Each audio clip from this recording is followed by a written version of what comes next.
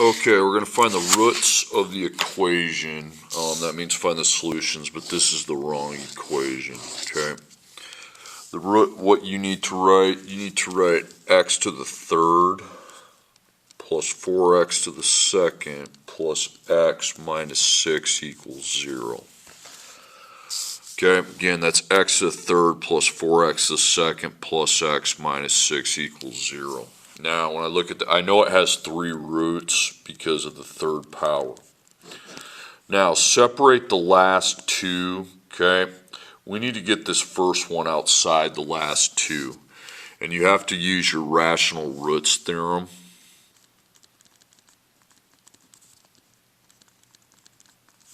You can put RRT if you want. Okay, the rational roots theorem means I make my ratio. I take the constant at the end, which is 6. You might want to put that in parentheses. And your leading coefficient's 1. Okay, and that goes down here. So factors of 6. So if you divide 6 by 1, the result is 6. If you divide 6 by 2, the result is 3. And then after 2 comes 3, and I already have that listed, so that's all the factors of 6 you can possibly have. Okay, factors of 1 would just be 1. Now if you divide all these by 1, they just end up the same. Okay, so 1, 6, 2, and 3 are your possibilities. Okay. Okay, now what I do is I parenthesize all these x's. Okay. Put a 1 in front of that x there. Just parenthesize it. You're going to need the 1 later. Okay. And just plug these numbers in. So you got 1, parentheses 1. Raise that one to the third. You hit this key and then 3. Plus 4, parentheses 1. You can hit the caret 2, or you can just hit this key to do a second power. Plus 1, parentheses 1, minus 6. Okay, I got 0 right away. If that didn't work, I'd replace the 1s with 2s. If that didn't work, I'd go 3. If that didn't work, you go 6. If that doesn't work, then you switch these to negatives and start putting them in. You got to have some patience. You're not going to get them all that quickly. So 1 is my first root.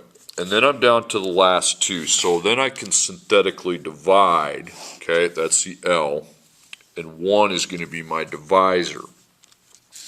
So I line up my coefficients, 1, 4, 1, and negative 6. Remember, you got to get that 6 listed as a negative or this isn't going to be good. Okay, so I drop the 1 down. And then I take 1 times 1. That would be 1. Then I add. 4 plus 1 is going to be 5.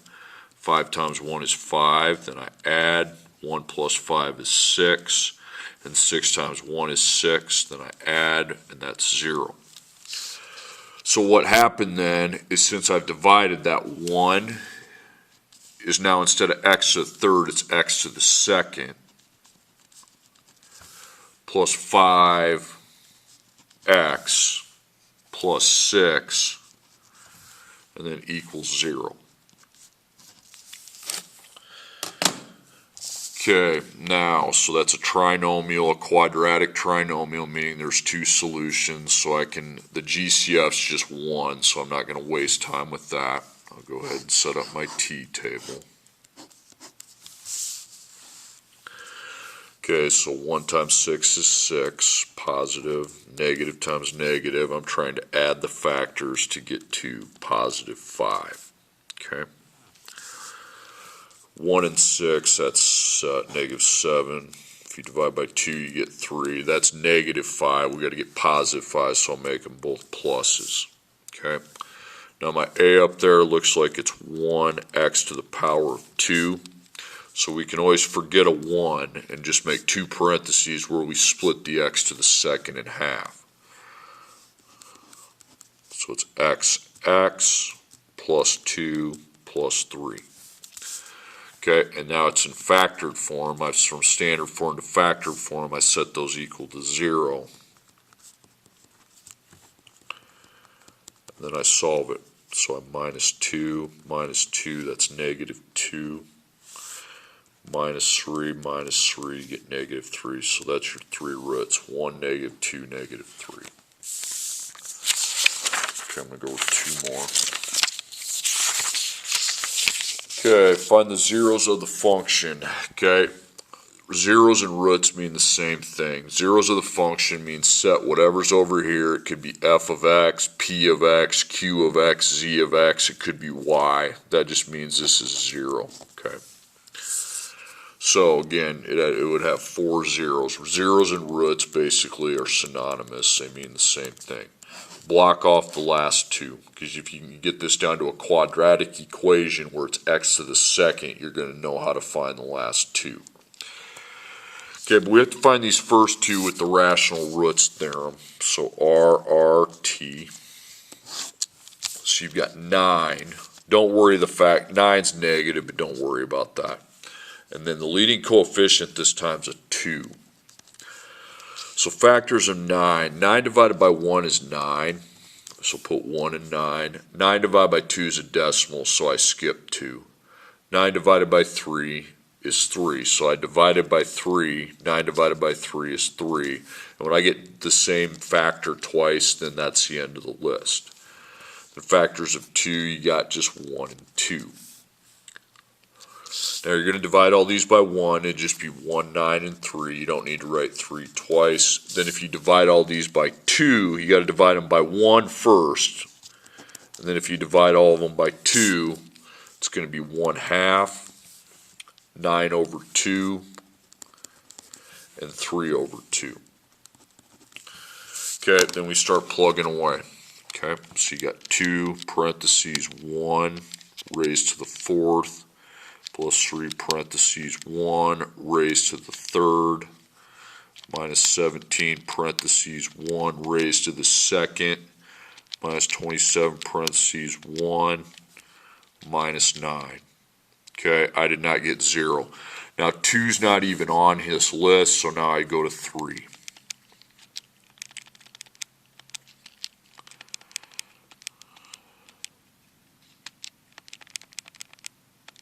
Every parentheses with a 1 now gets a 3. Okay, I got 0. So that's the first one, but I have to keep going because I have to get a second one. Now put 9 in.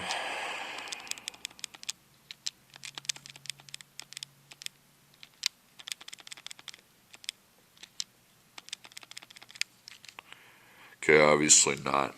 Now, I would not go to the fractions unless I absolutely had to. Just make your integers negative and see if that works. 2 parentheses negative 1 to the power of 4 plus 3 negative 1 to the power of 3. I'm just giving you advice about how to do this most efficiently. Okay. Negative 1 to the second. You have to reset it when you start doing negatives. Negative 1 minus 9. Okay, I got 0. Good. If that didn't work, I'd go negative 3, negative 9. And if all that didn't work, I'd have to go to the fractions, but I don't think I did that to you. So negative 1. Now, what you have to do with these two is you have to set up 2 synthetic divisions just right here, okay? You're going to put 3 outside the first and negative 1 outside the second.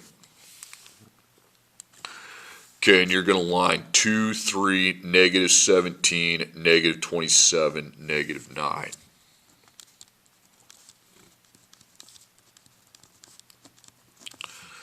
Okay, so you carry down your 2. Okay, and then 2 times 3 is 6. Then you add, that's 9. 9 times 3 is 27. Add, that plus that is 10. 10 times 3 is 30. You add, that plus that's 3. 3 times 3 is 9, and you get 0. Okay? You can ignore the 0 because you have to do it again. Now you drop that 2 down again. 2 times negative 1 is negative 2. I add, that's 7. 7 times negative 1 is negative 7, add, and that's 3. 3 times negative 1 is negative 3, and that's 0. Okay. So now what happened to this 2? Well, now it goes from an x to the 4th to an x to the 2nd because I divided twice, and then plus 7x plus 3 equals 0. Okay, the GCF's 1, so I don't need to worry about that. So I'm going to make my T chart. Okay, 2 times 3 is 6, positive. And we're going to add to try to get, and it'd be negative times negative, or positive times positive. I can easily switch those to positive. Add to positive 7. Okay, 1 and 6 adds to negative 7, so I got my 2 numbers. I just need to flip the signs, so they're good. Now, A is 2x to the second. Well, you can't forget about a 2. So you're going to make 4 parentheses. You don't split the 2 ever. I don't care if that's x to the 4th. I don't care if it's x to the 50th. You don't split the coefficient. That's 2, 2. You split the x to the second to x to the first, which would just be xx. Then plus 1 plus 6. I couldn't divide that down. I can divide that down by 2, so that's going to be x plus 3. Okay, now you have your 2 factors and set them equal to 0 and solve. So 2x plus 1 equals 0. Remember, if the t wouldn't work, you'd use the quadratic formula. So minus 1, you get negative 1. Divide by 2, it's going to be negative 1 half. Minus 3, you get negative 3. Okay, so those are your 4 roots. Okay, last one. There's 4 zeros to the function. Root zeros, it all means the same thing. Just means you got 0 on the other side. You're trying to find the x values that make this function equal to 0.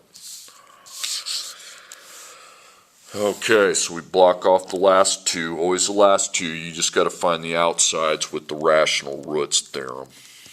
Okay, so you're going to have 20. That's your constant, and then 1 in the front, 20 and 1. Okay, 20 divided by 1 is 20. 20 divided by 2 is 10. So put the number you would divide by and the answer you'd get. 20 divided by 3 is a decimal. 20 divided by 4 is 5, and then I don't keep going because I already have 5, and then I got 1.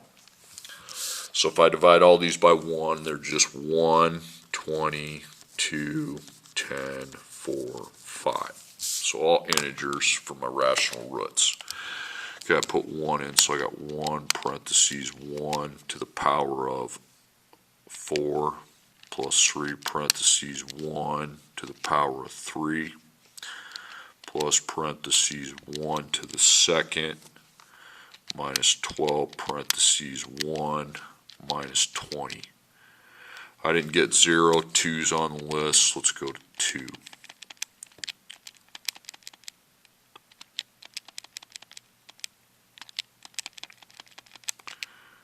Okay, got 0, but I still got another one I need to find.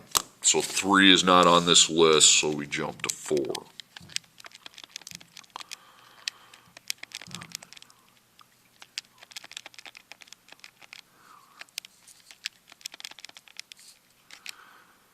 Okay, if you get a number that's really high, like in the hundreds, you might as well start with the negatives because all you're doing there is going up for infinity. You're at the infinity stage, so now switch it to negative. 1 parentheses negative 1 to the power of 4 plus 3 negative 1 to the power of 3 plus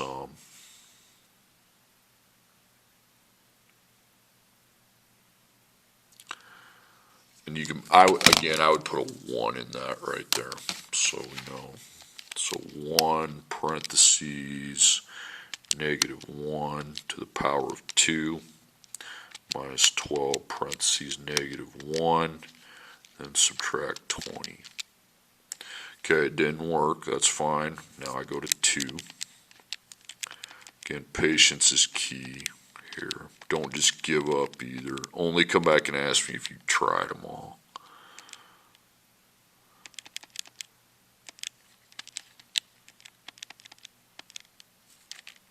Okay, and I got 0. So 2 and negative 2. So I set up 2 straight synthetic divisions. Okay, so 2 here negative 2 here. Don't do what I just did. Just connect it like that. Okay, so you got 1, 3, 1, negative 12, negative 20. Okay, so I drop the 1 down. 1 times 2 is 2. Add, you get 5. 5 times 2 is 10. Add, you get 11. 11 times 2 is 22. Add, you get 10. 10 times 2 is 20. Add, you're at 0. Okay. Now I repeat myself. Drop the 1. 1 times negative 2 is negative 2. Add, you get 3. 3 times negative 2 is negative 6. Add, you get 5. 5 times negative 2 is negative 10. You get 0. Okay, now what happened to this 1? Well, it's no longer x to the 4th, it's x to the 2nd. Then plus 3x plus 5 equals 0. Okay, GCF again would be 1. Okay, so if I go to my t table, I think you know where this is going. 1 times 5 is 5. It's positive 5. Okay. Negative, negative. Add to get to positive 3. 1 and 5 is all you got, and that's 6. Doesn't work. It's quadratic formula time. So I'll go here so it's bigger. Opposite of b, plus or minus the square root. B squared minus 4ac over 2a. So the opposite of plus 3 is negative 3. Okay. B is 3. And then 4a is 1. C is 5. Okay. Then a is going to be 1. Okay, so we got negative 3. 2 times 1 is 2. Now the square root, make a couple of them. 3 times itself is 9. 4 times 1 times 5 is 20. Well, that's a negative. Okay, so when you get a negative like that, you have to extract the I. So you go over here, you put I square root 11. And you circle that because that's 2 answers. So you have your 4 solutions right there. Okay. Now, if you don't get an I off the quadratic formula, you square root it into a decimal and keep going. Okay. You will be able to fill those out. I just couldn't there because that's a complex solution.